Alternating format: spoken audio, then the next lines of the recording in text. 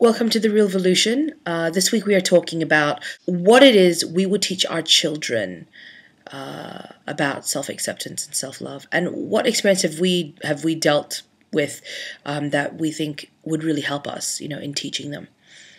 For me, I think that I would want to teach them that people come in all different shapes, colors, and sizes, and there is no one right shape, color, or size. I would also teach my children to defend themselves from bullies. I would teach my children to defend other people from bullies. Your school period is such a short time, really. It's, 15 years? No, 12 years, really, isn't it? And that's a very short amount of time than the rest of your life, and that whatever happens during those times is not worth the heartache. And so I think I would want to teach my children, I wouldn't want to be dismissive and say, look, get over it, it's not that big a deal, but I think I would want to be able to tell them, you know what, it only gets better from here. Well, it did for me, and so I think that's what I would teach my children. All you can really do as parents is to tell them how much you love them. Really, isn't it? How much you love them and how they are beautiful.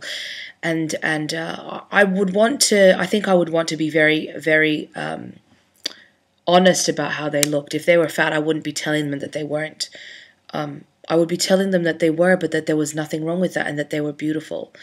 I think that there's no point putting basically sugarcoating it. They are what they are, and they either accept it or they change it. And so I would want to be honest with them. But yeah, I think the most important thing is to just defend yourself. I think that's the one thing that I wish I did more. I didn't get teased a lot. I was quite lucky in that way. But, growing up, there were times when people did tease me, and I really do wish I just said some really funny comeback, that made just everyone laugh. And yeah. And as a parent, I would want to make sure that if my child was overweight, that I didn't make them feel like they were ugly,